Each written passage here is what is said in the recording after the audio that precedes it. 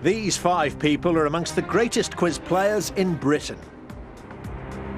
Together they make up the Eggheads, arguably the most formidable quiz team in the country. The question is, can they be beaten? Episode 26, Dermot Murnaghan. Welcome to Eggheads, the show where a team of 5 quiz challengers pit their wits against possibly the greatest quiz team in Britain. You might recognise them as they have some of the finest quiz credentials in the country. They are the Eggheads. Well, our challengers today are Groovy Revolution from Manchester. The team are all members of a band called Groovy Revolution and have been playing together professionally for the past 6 years. Let's meet them. Hi, I'm Matt, I'm 30 and I'm the keyboard player. Hello, I'm Jack, I'm 29 and I'm the guitarist. Hi, I'm Paul, I'm 30 and I'm the bass player. Hello, I'm Kelvin, I'm 29 years old and I'm the singer.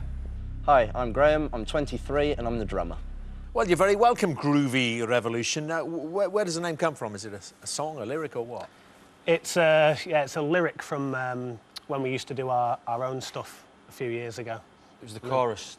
The chorus of the song talked about the Groovy Revolution, the 70s, and so we took the name from that, because when we first started, we did a lot of 70s and 60s music. Yeah, so you're a cover band now? Yeah.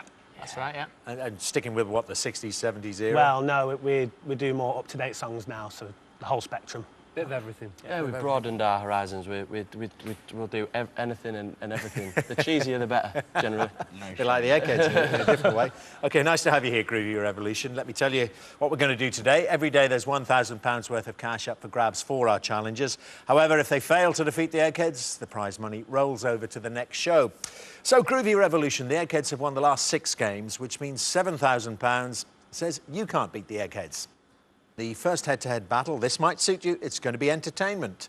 Who wants to play? Ooh. Right. With entertainment. I'm glad this one's first. Are you? Yeah. I think we should put... So am I, then. I think we should put Jack in. OK, I'm happy with that. Yeah, well, I'd agree with putting Jack in, definitely. Yep. I think he's our man. I just must go through the nicknames. So you're Jack the Face. That's right, yeah. How'd you get that, then? It's because I'm so good looking. Yeah, of course. Why did I ask? Well, why did you ask? Yeah, I'm sorry, I apologise, Jack. Who are you going to play? Oh, any of the Eggheads you like? I think we should play Kevin. You reckon Kevin? I think that's his weakest subject. We're going to take Kevin out now? Yeah. Confident. Yeah, oh yeah, yeah. Always confident. Jack the Face Fowler against, what, Kevin the Killer Ashman. Let's have you both into the question room, please. And Jack, does your mum know you're out? You don't look old enough to be playing Eggheads. Thanks, Dermot. I get that a lot. 29, would you believe? And still with the face of a baby. So what happens when you turn up to some of these venues you play? I have to try and convince them that I'm in the band. Get my harmonica out, that kind of thing. Give them a song on the way in, you know. Maybe you give us a song if you win this round. Do you want to go first or second? I'll go second, please. First question then to the World Quiz Champion, Kevin. Where was the TV detective series Magnum P.I. set? Hawaii, Amsterdam or New York? Yeah, well, that was Hawaii. You know, I can't think of anything sensible to say about it.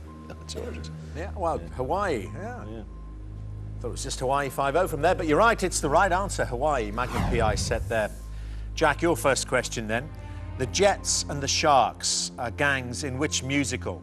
On the Town, Guys and Dolls or West Side Story? OK, I seem to remember them fighting each other amongst a bit of dancing. So I'm going to say West Side Story. West Side Story. Jets and Sharks are gangs in... You say West Side Story, I say it as well. This answer says it. It's the right one. Well done. Woo. So 1 to you. Kevin, your second question. Ta-da! Is a 2006 album by which group? Oasis, Scissor Sisters or U2? That's the Scissor Sisters. Scissor Sisters, yeah. Ta-da! I can hardly say that. Scissor Sisters. Scissor Sisters, Skizzer. Yeah. But the Scissor Sisters, yes, that's the right answer. Sure you would have got that, Jack, but... Yeah.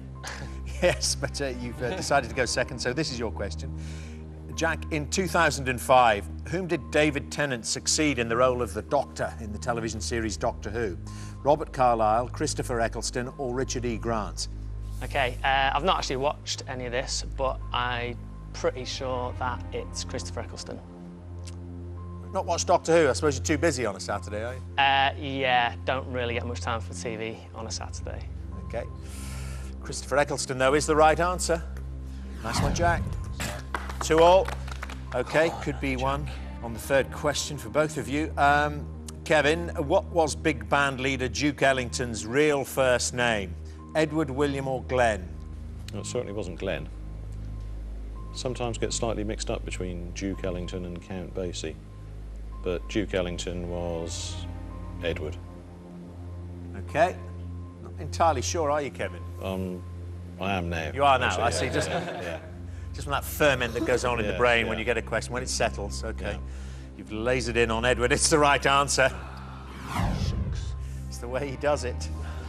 That's the World Quiz Champion at work. Jack, to stay in the game then, which 1934 movie was the first film to win all of the big 5 Oscar categories? Best Picture, Best Director, Best Actor, Best Actress, and Best Screenplay. Was it Gone with the Wind, It Happened One Night, or Citizen Kane? OK, not entirely sure. I haven't heard of It Happen One Night. I've seen Citizen Kane. I don't really remember a prominent female lead in Citizen Kane. So I think by process of elimination, I'm going to have to say Gone with the Wind. OK. Now, it's not Citizen Kane, but it's not Gone with the Wind. It Happened One Night. Now, a lot of people are going to be surprised looking at the other 2 films on that list. It's all in the date there, Kevin, is it then? 1934? Yeah, 1934. Gone with the Wind was 5 years later, and Citizen Kane was a couple of years after that. OK.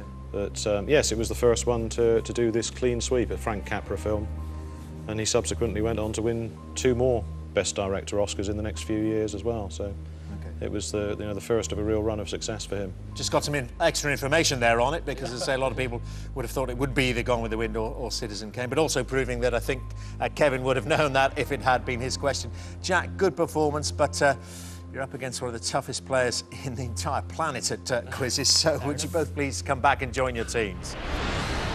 Well, early days, but Groovy Revolution, you've lost 1 brain from the final round. The Eggheads haven't lost any.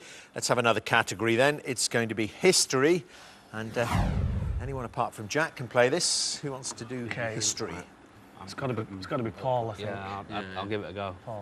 Paul, yeah? Yeah. Yep. OK, we're going to choose Paul to play history. And which egghead? Which Egghead? Not Kevin, but one of the other 4. I think we should choose Chris. You think Chris? Yeah. Why do you think Chris? I don't know. You just got feelings? Because I've got other subjects lined up for the others in my mind. Right. Yeah, I think Chris. So we'll do Paul Chris, then. Paul and Chris. OK, right, so you've got a plan there, Matt, have you? You don't seem to have told the rest of them there, then. No. Secret plan? That's the way it goes. It's on a need-to-know basis. Need-to-know basis. OK, well, Paul, you need to know your history to beat this international mastermind. Would you both please take your positions in the question room? Well, Paul, I said you'd have to go some to beat Chris at history. Just done a bit of research. He's on a 15-game winning streak in this category. Calm down. Can all be changed. Paul, it's history. Do you want to go first or second? I will go first, please.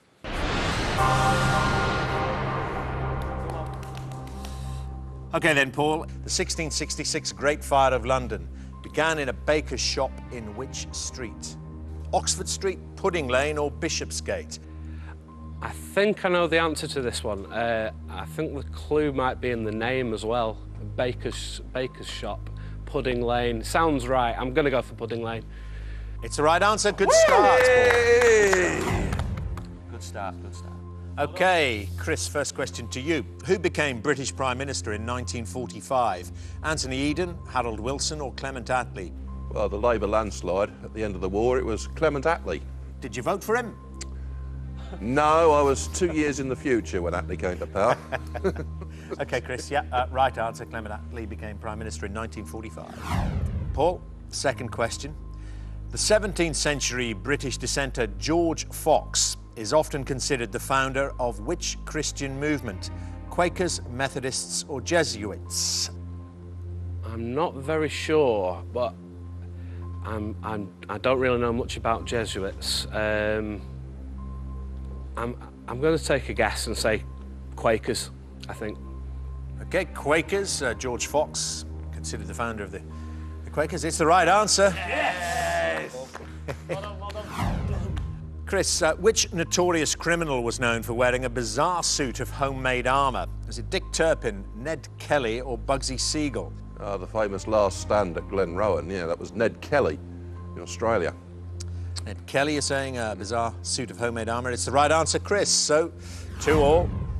Paul, if you get this right, Chris gets his wrong, you'll be playing in the final round for £7,000.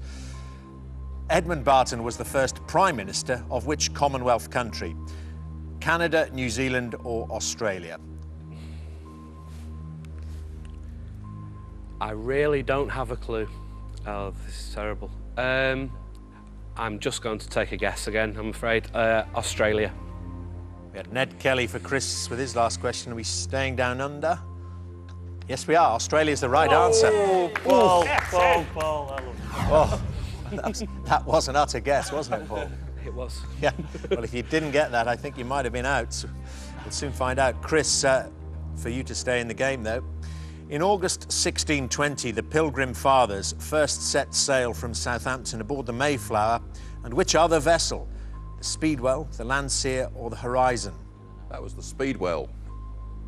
Speedwell's the right answer. So it's 3-3, which means, Paul, we go to sudden death. We remove those choices, so guessing becomes an awful lot harder if you have to do that. Yeah. You're going to know this, I'm sure. What relation is Queen Victoria to Queen Elizabeth II? I don't think it'd be... I'm not really very good with monarchy. I'm going to say Queen Victoria was Elizabeth II's great-aunt. It's not right, Paul. No. It's not right. Let me see if Chris, because you might have put Chris in, as Jack did with Kevin, you might have put Chris in first. Yeah, great-great-grandmother. Great-great-grandmother, yeah, it's a direct line. Great-great-grandmother, Victoria to Queen Elizabeth. It's not over, Paul. Chris has to get this to put you out. If not, you'll face another question. Chris, in 1611, Warsaw replaced which city as the capital of Poland? Well, long before Karol Wojtyla, who became Pope, was born there, Krakow was known as the holy city in that neck of the woods, so probably Krakow.